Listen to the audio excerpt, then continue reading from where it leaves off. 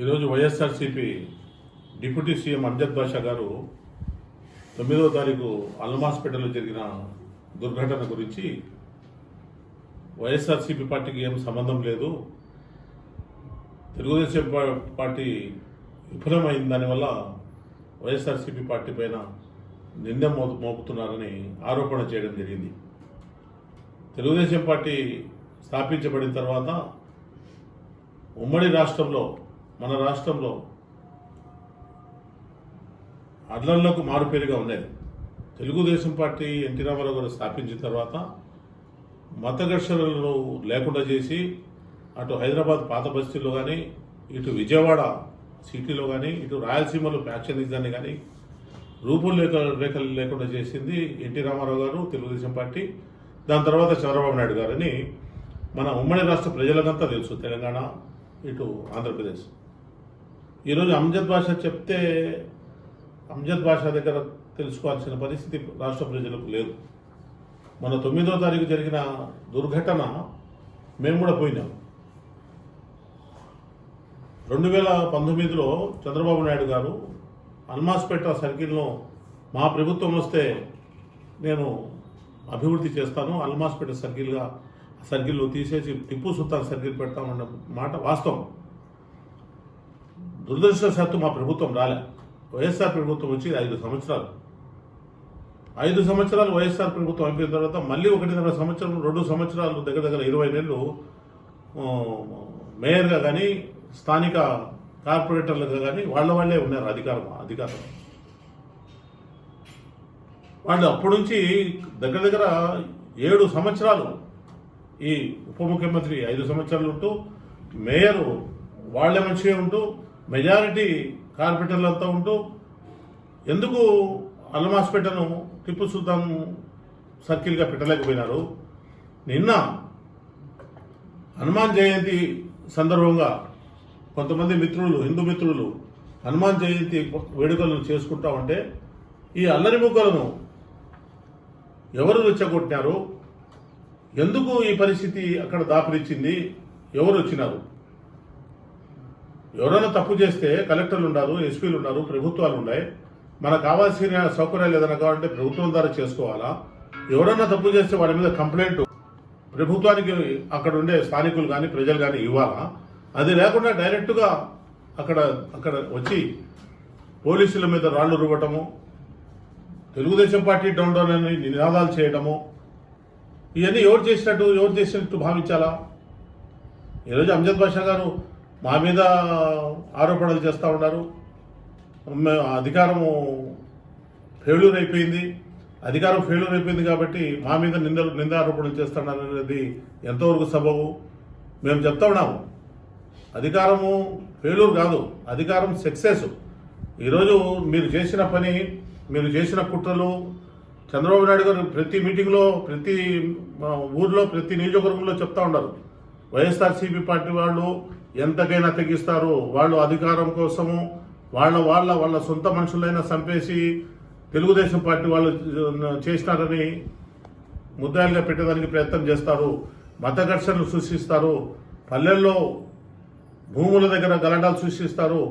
వాళ్ళు ఏదో ఒక రకంగా అధికారంలో రావాలని ప్రయత్నం చేస్తారు. మనమంతా తెలుగుదేశం పార్టీ కార్యకర్తలము జాగ్రత్తగా ఉండాలని తెలుగుదేశం పార్టీ జాతీయ అధ్యక్షులు చంద్రబాబు నాయుడు గారు కానీ, మన వర్కింగ్ ప్రెసిడెంట్ లోకేష్ బాబు గారి గురించి చెప్పడం జరుగుతూ ఉంది. అది ఈరోజు నిజమైతా ఉంది. మీరు 5 సంవత్సరాలు ప్రభుత్వం పెట్టుకొని, మీరు ప్రభుత్వం పోయిన తర్వాత కూడా 20 నెలలు 18 నెలల దాకా మీరు మేయర్గా ఉండి మీరు ఎందుకు చేయలేకపోయినారు? మేము చెప్పినాము తెలుగుదేశం పార్టీ సీఎం గారు చెప్పినారంట. అరే 19లో చెప్పినాం, మేము సీఎం గారు చెప్పినారు, అక్కడే చెప్పినారు అల్మాస్పేట సర్కిల్లోనే. తర్వాత ప్రభుత్వం వచ్చిందా సీఎం గారు చేసేదానికి? చంద్రబాబు నాయుడు గారు చేసేదానికి అవకాశం ఉందా తెలుగుదేశం పార్టీ చేసేదానికి? మీరు కదా వచ్చింది అధికారంలోకి, మీరు ఎందుకు చేసుకోలేకపోయినారు? లాస్ట్ మీరు మేయర్గా దిగిపోయేటప్పుడు ఏమని పెడతారు ఆ సబ్జెక్టు? మేము టిప్పు సుల్తాన్ సర్కిల్ పెట్టదలుచుకున్నాము, ప్రభుత్వం నిర్ణయం పైన వదిలిపెడతాము, ప్రభుత్వం ఎట్లా నిర్ణయిస్తే ఎట్లా అని మీరు రిజర్వేషన్ పాస్ చేసి కలెక్టర్ గారికి పంపించినారు. మరి ఎవరన్నా పోయి ఆడ టిప్పు సుల్తాన్ సర్కిల్ కావాలని కలెక్టర్ గారికి రిప్రజెంటేషన్ చేసినారా? టిప్పు సుల్తాన్ సర్కిల్ పెడుతున్నాము అని చెప్పి కలెక్టర్ గారు ఏమైనా ఆలోచన చేసినారా? చేయకుండా ఎవరి కొద్ది వాళ్ళు ఎవరికి ఇష్టం వచ్చినట్టు ఎట్లా మాట్లాడుకోవడానికి వీలవుతుంది? అక్కడ కడపలో ఆ పరిస్థితి ఉంటే ప్రొద్దుటూరులో రాజమౌళి ప్రసాద్ రెడ్డి గారు మా మైదుగురు రోడ్లో చాందు హాల్ దగ్గర టిప్పు సుల్తాన్ సర్కిల్ పెడతానని చెప్పి ముస్లిమ్స్ అంతా మనోభావాలు దెబ్బతినే విధంగా ఇక్కడ పొద్దుటూరులో చేసినారు. ఎక్కడ చూసినా చేయలేని పని చేస్తామని చెప్పేది, చేయకుండా పోతే తెలుగుదేశం వాళ్ళు చేయలేదని తెలుగుదేశం వాళ్ళ మీద చెప్పేది. మీ ప్రభుత్వాలు ఉన్నప్పుడు మీరు ఎందుకు చేయలేకపోయినారని చెప్పి నేను సూటిగా ప్రశ్నిస్తా ఉన్నాను. ఈరోజు నువ్వు డిప్యూటీ సీఎంగా పనిచేసినావు.